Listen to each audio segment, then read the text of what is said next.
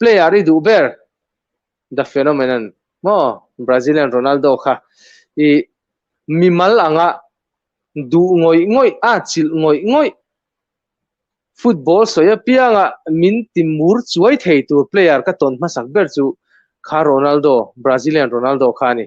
ei aro pui ka ti khop mai kha pa hype wanglai kha chu in ti teang tuna sai lova aron lar luai laia i lalian moi lar wanglai va thei hil dei kha chi big chong lo ni chang chuan mo wala sai lawa ron lar luai lai khan mi zo a chuan berani hetiang tu ko om lo gan ti lai khan lalian moya wanglai tak tak hype turuzia kha gan thei hil le fo thin o khalai bi ga khan i zona le chan na kha nuam ri mai kan kal zel photanga sari mate pon ron lu turanga yang footballer a ingai san ber angai san ang zong in mo i midang point ni karing i tran lo chu ka shelo Cristiano Ronaldo hi angai san omani apui kho mai apui ka ti na chu i timai tiang art tania football art tania tin i hey literature te po art tani kan sheveka music te po art tania ma fa kha a tha ti tu le ma fa hi aro pui ber ka ti turin ma fa zu he zia khawa soi kherangai lawa wangai tu til kherangai lawa moral judgment an mani mishing mi mal nun an zia an character lampang kha vate turani lawa amaro chu an na kha intingen hlen chhuat tia kha poimo in ka hria chu wan chuan Cristiano Ronaldo ka ngai san na chu i atum ru na te chu da thang ka soitam to ma se ro pui ka ti la chu David Beckham ro pui ka ti em chu David Beckham ka ro pui ka ti san chu market tu lai khovel globalization khovela in herremin football din mun he ta mi mal pahat khana handa sang theya Manchester United din mun ka khi ta han lang kai theini chu tiam bo chuan Cristiano Ronaldo hian football brand hetiang MMA ti ro pui chhauda na hi a market ang zong pon ti teang popular culture chunga po hian sap tong ka van mang ta me min she thiam ru i mizo tong thiam to lo wang ani i mi mal takin football ni a choi sanga tin ama po in choi sang thiama he thil ti takhi aro puing ka sia Dennis Bergkamp atan nal de ukha ngor on Newcastle laka aron ting ka sia anita aniemo o Newcastle laka ani kha Newcastle laka mi kha Roy Keane nge viaran tia kasoyang Roy Keane chu captain ro pui ni a Manchester United ta na ro pui na an wangla an ro pui ber lai an player poimo an leader ro pui ni ma ro chu ke chuan viara kala ti tho ani anga midfielder complete kha Premier League ka henan tam lovania asoi to pang De Bruyne henat luk lo na sa ni kan ti tiang ka player du De Bruyne po na luk lo na sa ni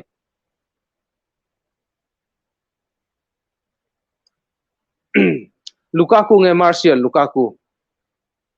Martial zong aliam don Muller Griezmann Dybala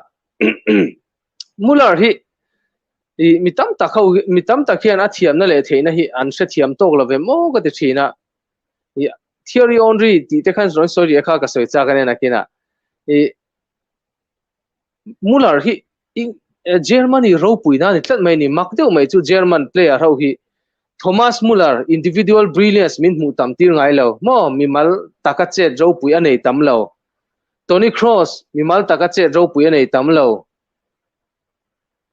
tin chu ba ka chuan Bastian Schweinsteiger mi mal takin ro pui taka chet le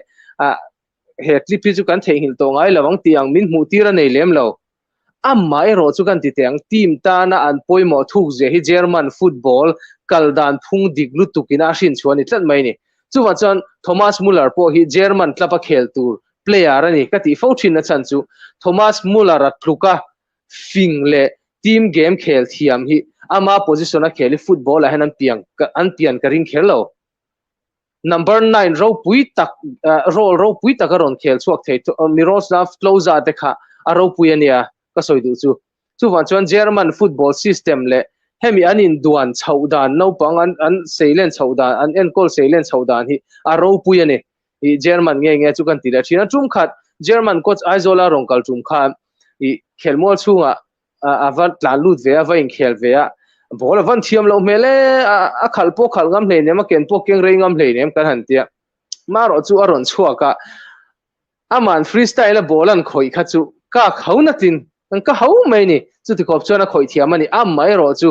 an no pan te a football khel dan tu discipline an ril ruwa an tu chawa kha an system ina tu chawa kha game an khela a ron lang chuak thin zo ka ni Pele nge Maradona England ta na khel midfielder idu ber England ta na khel midfielder idu ber thiam Paul Gascoigne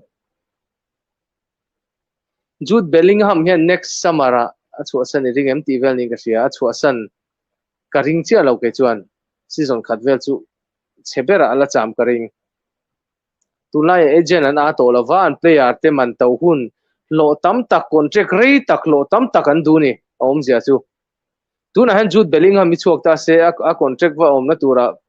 pound noi thum a lo don lo sim sim ani an a thu te ni lo chuan la tu te chu van chuan kum khat la cham se Jadon Sancho ang deuh khan team in ngana tak me ni ta se kum nga dai lo lo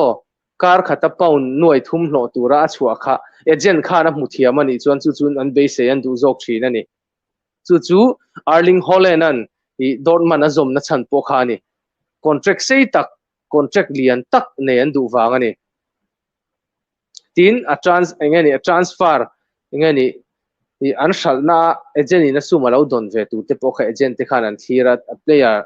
in chu tamani kha chuan chance a thale zelani Vidic nge Ramos Paul Scholes Steven Gerrard nge Lampard Avan Harem Ronaldo nge Messi tiang dewani hemite pathum hi chu statistic kan enani chuan atoi zoin kan soi tiang Lampard statistic a thabera adota Paul Scholes adota Gerrard ani statistic ang zong kan en chuan amaro chuan mani team cheva impact an nei dang kan enani ero chuan Steven Gerrard atluka impact nei lian team tana poimo chu anom khering ka ring lova leadership quality kan enani pon Steven Gerrard ro puyani thungana amai ro chu itima tungai du ber minti ulang chuan Paul Scholes ka thang ke chuan leader kan tlapin leader kan nei to sania goal scorer kan nei to sani chuan ngatinge Paul Scholes si thlan lawang kan ti teang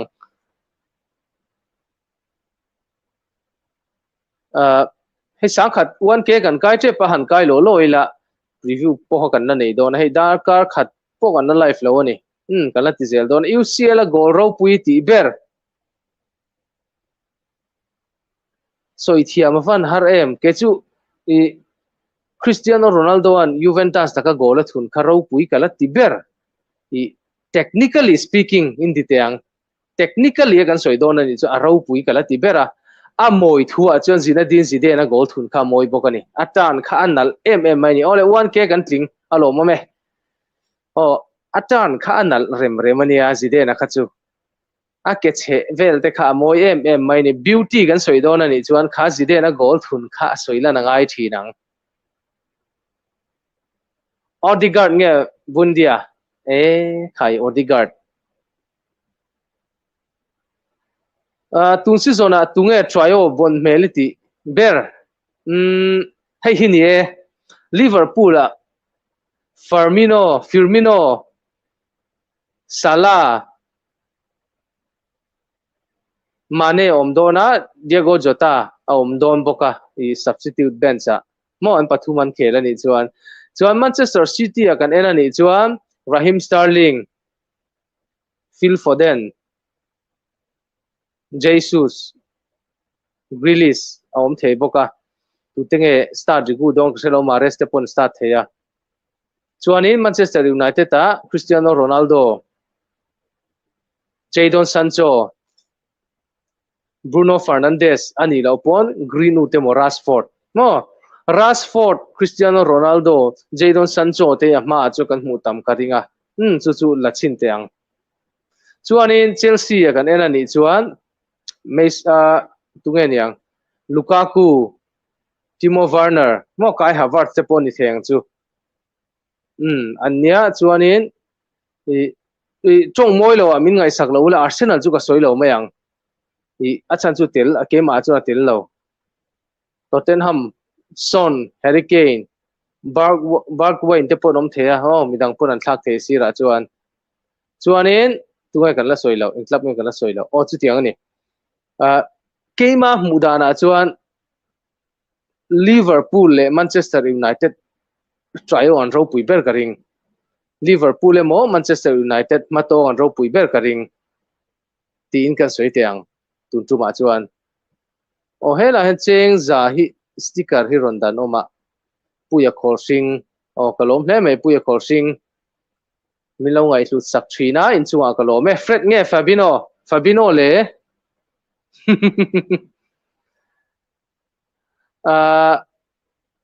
Hazard thiami tiam ti te reng mai a thiamani amaro chu football a chon form hi poimoni consistent a poimoni engtlapa po khel se khoi hmuna po khel se in adjust thei in adapt thei in siam rem thei player te hi player ro pui kan ti te hin lo ni le nge thina ni Zidane nge Ronaldinho Zidane thana har thina ni ronda ho hi Zidane nge Ronaldinho an ti chu an game ai nang si lawa khelna hmunai nang si lawa amai ro chu football figure ro pui anga kan soi ani chuan ke chuan Zidane ka thlang Zidane hi kema mudana chuan Pele Maradona Ronaldo Messi an pali dot chi atu hi ni ka ria